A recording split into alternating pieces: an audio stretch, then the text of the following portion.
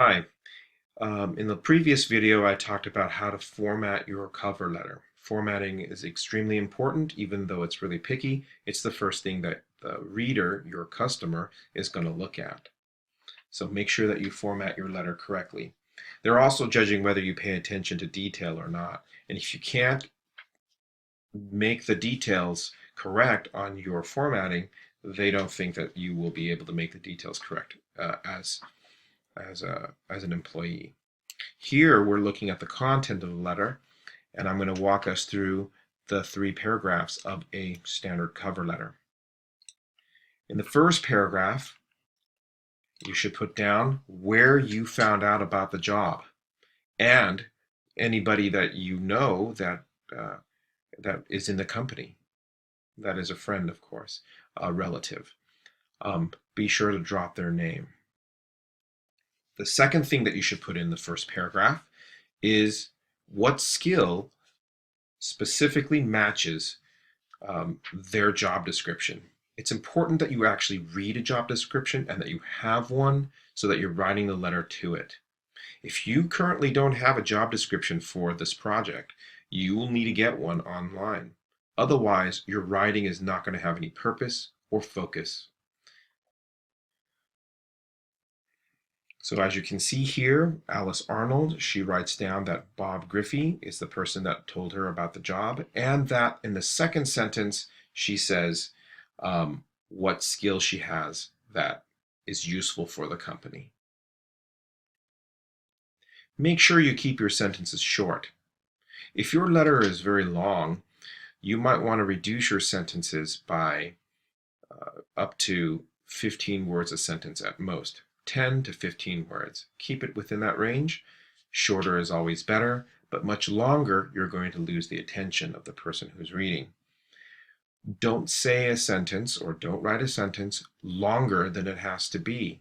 Don't try to impress by being fancy. Get to the point and direct your writing in the most efficient and short way possible.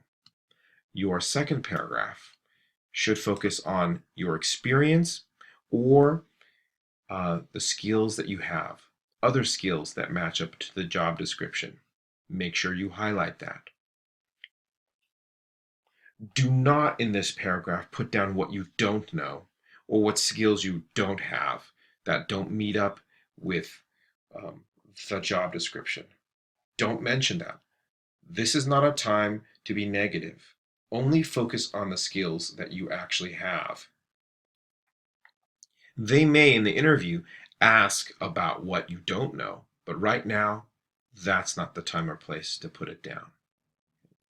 As a rule of thumb, don't put anything negative down that may come back and haunt you. Only focus on the positive things.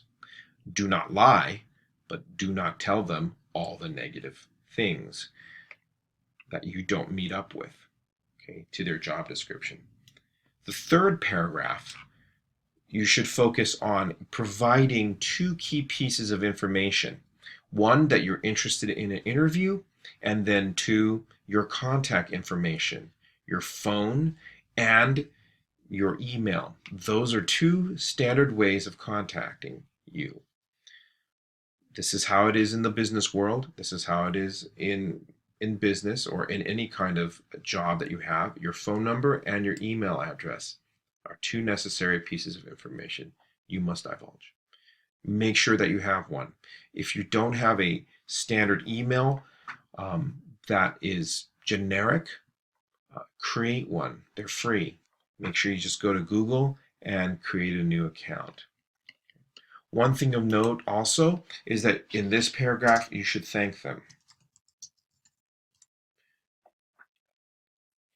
You'll always thank your customer or the person that's reading your letter if you have positive information or neutral information.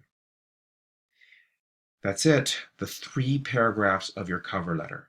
Please make sure that you make it so when you're doing your revisions.